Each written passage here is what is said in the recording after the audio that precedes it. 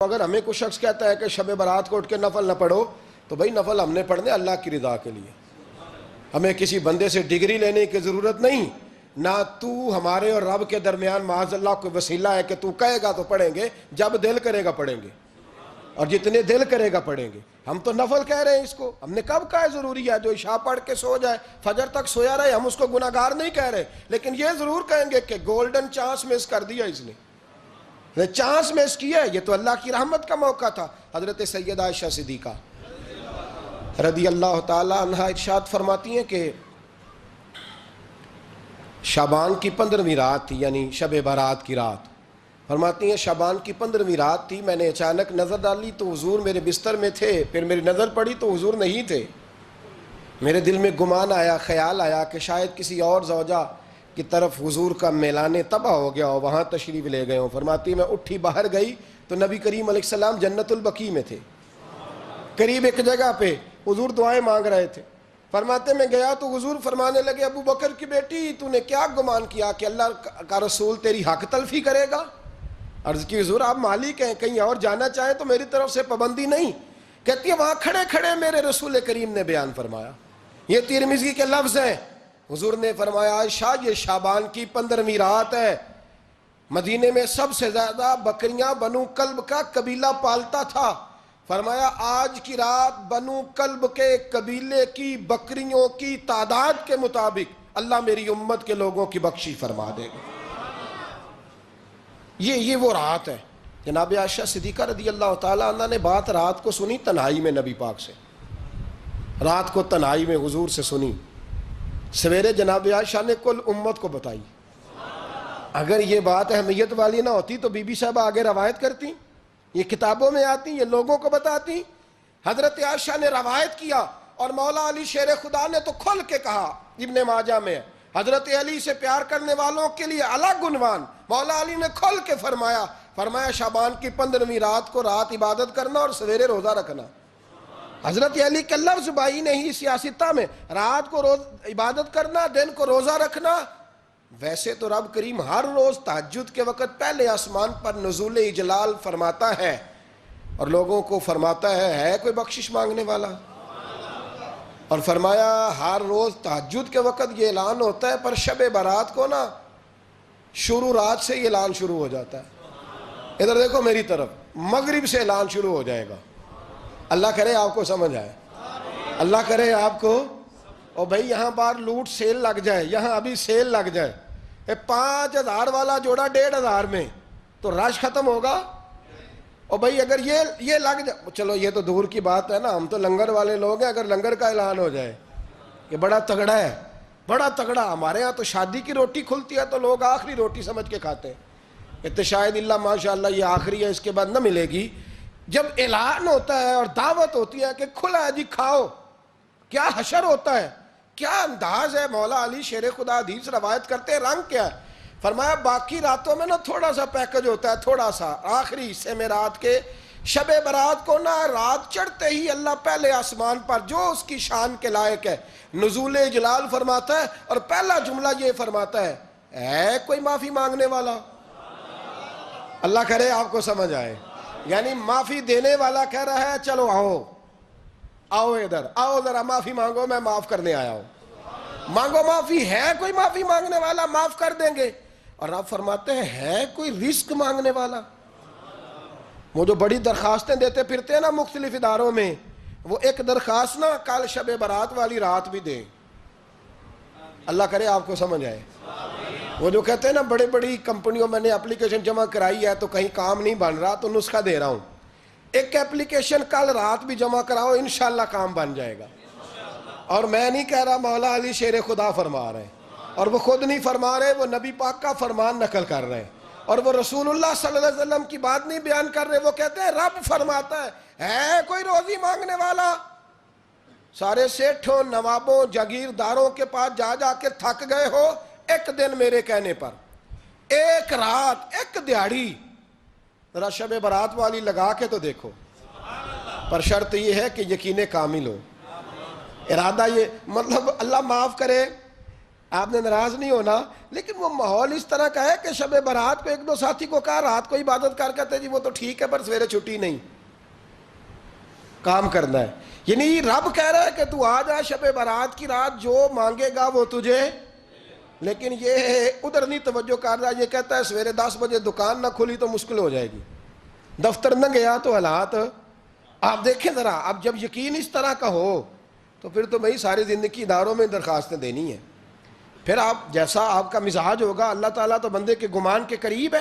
تو میرے رسول پاک علیہ السلام نے ہمیں یہ میسج دیا، پیغام دیا، فرمائے اس رات جو اولاد مانگے گا رب اسے بھی عطا فرمائے گا. اس رات جو اللہ سے بخشش مانگے گا اللہ اسے بھی دے گا. اس رات جو رب کریم سے عزت مانگے گا اللہ اسے بھی عطا کرے گا. شارحین نے لکھا اس رات جو رب سے پردہ پوشی مانگے گا اللہ اسے پردہ پوشی بھی عطا کرے گا. جو جنت کا سوالی ہوگا رب اپنے فضل سے عطا فرمائے گا. کوشش فرمائیں، کوشش فرمائیں. 10 محرم کو ہمارے ہاں لوگ جاتے ہیں قبرستان، وہ کسی حدیث سے ثابت نہیں، میں منع نہیں کر رہا، جائیں 9 محرم کو جائیں، 10 کو جائیں، 11 کو جائیں، 8 کو جائیں، سفر میں جائیں، ربیع الاول میں جائیں، قبرستان میں جب بھی جائیں منع نہیں ہے. لیکن شب برات والی رات تو خود رسول کریم گئے ہیں نا قبرستان. اب جو بات میں نے سمجھانی ہے اس کو سمجھیں. نبی پاک کی والدہ کا مزار نہیں ہے وہاں جنت البقیع میں. حضور کے کو بھائی بہن، حضور کیا کرنے گئے؟ امت کی بخشش کے لیے گئے. شب برات کی رات لالچی نہ بنے کہ صرف میں نے اپنے لیے روزی مانگنی ہے، کل امت کے لیے مانگے رب کریم سے. مانگے اپنے بھائی کے لیے، مانگے اپنی بہن کے لیے، مانگے اپنے بیٹے کے لیے، مانگے اپنی بیٹی کے لیے، مانگے اللہ کریم سے. یہ مانگنے کی رات ہے. پچھلی راتی رحمت رب دی کرے بلند آوازہ، بخشش منگن وارے کارن کھلا جے دروازہ. آئیں اللہ کی بارگاہ میں اس رات کو کھل کے دعا مانگیں. قبرستانوں میں نا کچھ قبریں ایسی ہیں کہ جو بتاتی ہیں کہ سالوں بیت گئے ہیں کوئی آیا نہیں. کچھ قبریں بتاتی ہیں. اور کچھ بڑے قبرستان بڑے شہروں میں ایسے بھی ہیں کہ جن کا گورکن کہتا ہے کہ مجھے کمیٹی نے کہہ دیا ہے جہاں 4-5 سال کوئی نہ آئے وہاں نئی قبر بنا دیا کرو. وہاں نئی قبر بن جاتی ہے معاذ اللہ. او بھائی کچھ ہیں ایسے، کچھ ہیں. یہ جائیں نا اکبر بادشاہ یہاں لیٹا ہے لاہور میں، تو شعر لکھا ہوا ہے بر مزارے ماں غریباں نے گلے پروانہ سوزز نے صدائے بلبلے. فارسی کا مقولہ لکھا ہے اس کی قبر پہ، کہتا ہے میں وہ غریب ہوں. اعلیٰ بادشاہ ہے مقبرے میں لیٹا ہے، کہتا ہے میں وہ غریب ہوں کہ نہ یہاں کوئی پروانہ آتا ہے نہ بلبل آ کے گیت گاتی. کوئی آتا ہی نہیں، کوئی فاتحہ نہیں پڑھتا، کوئی فاتحہ نہیں پڑھتا. او بھائی کئی قبریں ایسی ہیں جن پہ سالوں بیت گئے کوئی لوٹا نہیں. اور مشکات میں حدیث ہے میرے نبی کریم علیہ السلام نے فرمایا جو قبر میں ہوتا ہے وہ تو اس آدمی کی طرح ہے جو دریا میں ڈوب رہا ہے اور وہ انتظار کر رہا ہے کہ میرا بیٹا میرے لیے دعا مانگے، میری بیٹی دعا مانگے. پر بیٹے کو تو 27 سال ہو گئے، ملک سے باہر ہے. کاغذ بنے گے تو ابے کی قبر پہ آئے گا نا، اس کے تو کاغذات ہی نہیں مکمل ہو رہے. وہ بیٹے کو تو مشکل ہے بڑی، وہ تو کاغذات نہیں بن رہے. وہ تو دولت کا مطالبہ پورا ہوگا تو جبھی وہ کام ہوگا نا. انتظار ہو رہا ہے قبروں میں میرا بیٹا دعا کرے، میرا بھائی دعا کرے. اور اگر بچہ دفن ہے تو وہ کہتا ہے میری ماں دعا کرے، میرا باپ دعا کرے. کوشش کریں شب برات بعد از مغرب یہ رواج پیدا کریں. یہ رسول اللہ کا طریقہ ہے صلی اللہ علیہ وسلم. قبرستان میں جائیں اور جا کر کے وہاں اللہ تبارک و تعالیٰ سے دعا مانگیں کہ یا اللہ جو اس قبرستان میں لیٹے ہیں وہ بھی، اور جو آج تک کلمہ پڑھنے والے دنیا سے گئے وہ بھی، اور جو قیامت تک جائیں گے وہ بھی. اے اللہ تو سب کی بخشش فرما دے. اللہ کی رحمت کو محدود نہ کریں کہ صرف مجھے بخش دے، اسے کہیں یا اللہ کل کی بخشش فرما. ساری امت کے لیے دعا کریں. شب برات کی رات نفل پڑھیں. ہمارے ہاں محفل ہوتی ہے ہر سال الحمدللہ، بڑے شوق سے بڑا خوبصورت ہم اہتمام کرتے ہیں. لیکن میں اکثر دوستوں سے کہا کرتا ہوں کہ جن کو اکیلے میں نفل پڑھنے میں مزہ آئے وہ اکیلے میں پڑھیں. کتنی کھلی بات کر رہا ہوں. میں پابند نہیں کر رہا کہ آپ یہاں آئیں گے محفل میں آئیں گے ضروری ہے. بھئی آپ کو اکیلے میں مزہ آتا ہے نا. کچھ لوگ تنہائی میں ہو تو دل زیادہ لگتا ہے، وہ تنہائی میں کریں اللہ اللہ کوئی عرض نہیں. لیکن کچھ ایسے ہیں کہ نعت سنتے ہیں تو دل نرم ہوتا ہے، تقریر سنتے ہیں تو دل نرم ہوتا ہے. تو جن کا اس طرح نرم ہوتا ہے وہ مسجد میں آئے, بات سنے. کچھ کو سب کے بیچ بیٹھ کے رونا آتا ہے. حضرت سعدی شیرازی فرمایا کرتے تھے کچھ لوگوں کے آنسو مجھے رلا جاتے ہیں. فرماتے ہیں کچھ کی آنکھیں دیکھ کے رو پڑتا ہوں, لہٰذا میں جب بھی ذکر کرتا ہوں محفلوں میں بیٹھ کے کرتا ہوں. تنہائیوں میں مجھ سے نہیں ہوتا, تو جس سے نہیں ہوتا وہ آئے نا, مسجد میں آئے, رات عبادت کریں. کل مغرب سے پہلے پہلے کام سمیٹ لیں سارے, اور مغرب کے بعد یہ رات شروع ہوگی, مغرب کے بعد ایک چھٹی کر لو اللہ رسول کے لیے. کر لیں گے انشاءاللہ تعالی ایک چھٹی. اور توبہ کی رات ہے یہ, توبہ کرنی ہے. توبہ کس کو کہتے ہیں؟ توبہ کا معنی ہے پچھلے گناہ پر پچھتانا, شرمسار ہونا. کہتے نہیں اے کاش میں نہ کرتا, اور وہ لفظوں میں نہیں, جملوں میں نہیں, توبہ رٹی رٹائی نہیں.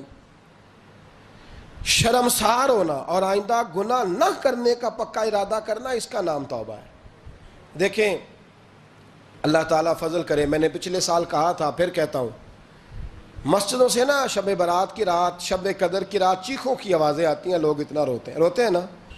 رونا چاہیے, کم روتے ہیں زیادہ رونا چاہیے. لیکن سوال یہ ہے کہ اتنا زیادہ لوگ شب برات کی رات روتے ہیں, کیا پھر سویرے بددیانتی ختم ہو جاتی ہے؟ جو رات مسجد میں کھل کے رو کے آیا ہے اس کا پروگرام ہے نا کہ اب ملاوٹ کبھی نہیں کرے گا, اب گاہکوں سے جھوٹ کبھی نہیں بولے گا, اب وہ بددیانتی کا معاملہ کبھی نہیں کرے گا. لیکن رات روتا بھی رہے اور سویرے پروگرام یہ ہو کہ میں نے پھر لوگوں کو فریب دینا ہے, داؤ لگانا ہے, تو اس نے توبہ کیا رات کے, یہاں بس یہ ایکٹنگ کر کے لوٹ آیا ہے. یعنی بڑی سجا بنا کر کے سوار کر کے رات توبہ کی. کیا مطلب ہے توبہ کا؟ کہ توبہ آپ نے کی. حضرت حسن بصری سے کسی نے کہا توبہ کیا ہے؟ فرمانے لگے توبہ یہ ہے کہ جس گلی سے رب نے تجھے منع کیا ہے دوبارہ پھر تو اس گلی میں نظر نہ آئے, تو نظر ہی نہ آئے. اور جس جگہ جانے کا رب نے تجھے حکم دیا ہے پھر تو دوبارہ وہاں سے غیر حاضر نہ ہو. اگر یہ پروگرام ہی نہیں, ارادہ ہی نہیں. بچے ایک دو مجھے کہنے لگے کل حضرت صاحب توبہ کے موضوع پر ہم نے گفتگو کرنی ہے, تو کوئی باب بتائے کہاں پہ ہے. کچھ بچے شاگرد ہیں, کچھ مسجدوں میں جمعہ پڑھاتے ہیں. ایک نے مجھ سے کہا, تو میں نے کہا بیٹے پہلے مسجد میں جاؤ, 2 نفل پڑھو, توبہ کرو, توبہ کا ارادہ بناؤ. یہ رسم نہیں ہے. وہ نعت خواں بھی تو توبہ کر لینا جو شب برات کے دن لوگوں کو توبہ کرانے آیا ہے اور 25,000 کا سودا کر کے آیا ہے. تو آج اس کام سے تو توبہ کرنا, یہ نوٹ پھکوانے سے تو توبہ کرنا. یہ رسم ہے. ساری رات توبہ توبہ توبہ توبہ, یہ کیا معنی ہے اس کا؟ کیا مطلب کریں؟ امام غزالی فرماتے ہیں کہ ایک آدمی بادشاہ کا گارڈ تھا, سپاہی تھا, اس کا پہرے دار تھا, نگرانی کرتا تھا, بڑی وفاداری سے نوکری کرتا رہا. بادشاہ نے اسے تنخواہ کے علاوہ بھی بڑا نوازا. اسے بادشاہ نے بڑے الاؤنسز دیے, بادشاہ نے بڑا کچھ دیا, مکان دیا. کچھ سالوں کے بعد بادشاہ کو پتا چلا کہ یہ میرے لیے نہیں آتا تھا, اس کی تو میری کنیز پر نظر تھی. اس نے تو رات کی ڈیوٹی اس لیے لگوائی تھی کہ کنیز پر نظر تھی. تو امام فرماتے ہیں کہ بتاؤ پھر وہ بادشاہ اس کے ساتھ کیا سلوک کرے گا؟ وہ کیا سلوک کرے گا؟ تو لوگ کہنے لگے حضور لگتا یہ ہے کہ وہ نا 4-5 حصوں میں کاٹ کے تو کتوں کے آگے پھینکے گا. آپ فرمانے لگے میرا رب تو بڑا ہی کریم ہے, وہ تو ایسے نہیں کرتا. لیکن بتلاؤ اگر اسے پتا چلے کہ یہ رسم کے لیے آیا ہے, اس کی تو نظر ہی مال پہ ہے, یہ تو سویرے بدلے گا نہیں, یہ تو دھوکہ دے رہا ہے, یہ تو توبہ کرنے آیا ہی نہیں, اس نے تو ڈھونگ رچایا ہے, اسے تو پہلے سے خبر ہے. تو پھر تم کیا امید رکھتے ہو؟ پھر کیا رویہ رکھتے ہو؟ شب برات کی رات دھاڑے مار مار کے رونا اور صبح اسی طرح دھوکہ دینا, اسی طرح فریب کرنا, اسی طرح جھوٹ بولنا, اسی طرح بددیانتی کرنا, اسی طرح لوگوں کو لوٹنا.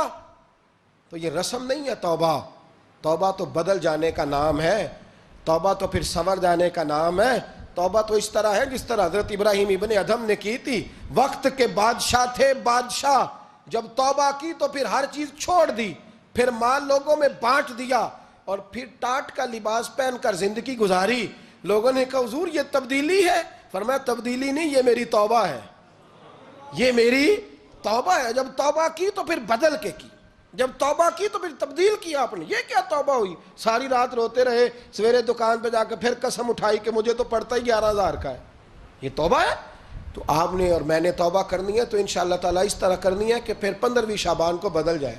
یہ جو موقع آتے ہیں نا شب برات کے, شب قدر کے، یہ بنیادی طور پر اللہ تعالیٰ کی طرف سے دی ہوا موقع ہوتا ہے کہ چلو تمہیں چانس دیتے ہیں، تمہیں چانس دیتے ہیں، پابندی کوئی نہیں، لیکن رب کی طرف سے نا موقع ملتا ہے، چلو تمہیں ایک موقع دیتے ہیں، چلو اپنے آپ کو کلیئر کر لو، تمہیں موقع دیتے ہیں، یا اللہ کیا کرے، کچھ بھی نہیں، آ کے نا سچے دل سے 2 رکعتیں پڑھ کے توبہ کرو، عرش کا مالک پچھلے سارے ہی معاف کر دے گا، کچھ بھی نہیں، آؤ موقع ہے۔ ان لوگوں کی باتوں پہ نہ جائیں جو بلا وجہ پریشان کرتے ہیں، ہمیں بھی روز ہی سوال آتے ہیں، دل نہیں کرتا، کچھ باتیں ایسی ہیں جو کرنے کو طبیعت نہیں چاہتی، میں کروں گا بھی نہیں۔ لوگوں کو شب برات کا حوالہ بھی نہیں مل رہا، حالانکہ ترمذی شریف میں حدیث موجود ہے، صحاح ستہ کی روایت ہے، ترمذی میں موجود ہے۔ پہلے کہتے ہیں صحاح ستہ سے دکھاؤ، جب صحاح ستہ سے مل گئی تو آپ اور کدھر جانا ہے؟ اور ابن ماجہ میں موجود ہے مولا علی کی روایت، اور ذرا ترتیب دیکھیے گا، یہ ترمذی کی حدیث ہے، اور امام ترمذی نے تو پورا باب باندھا ہے 15ویں شعبان پر، پورا باب۔ اب تمہاری مرضی ہے، اگر تم نئی بات کو سمجھنا چاہتے۔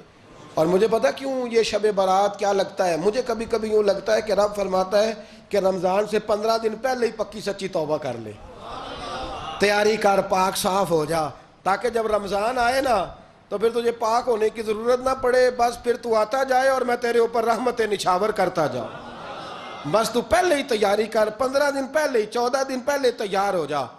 کل رات اپنے آپ کو ذہنی طور پر تیار کریں، بچوں کو تیار کریں، گھروں کو تیار کریں۔ اب جب مہمان آتے ہیں نا بڑا کچھ کرتے ہیں، شب برات آئے تو مصلی ایک دفعہ دھویا کریں، ایک دفعہ مصلی دھویا کریں۔ فرش دھوتے ہیں نا، مہمانوں نے آنا ہے تو ایک کمرے کا فرش دھو کے صاف کریں کہ خواتین نے یہاں ساری رات نماز پڑھنی، یہ ارادے بنائیں۔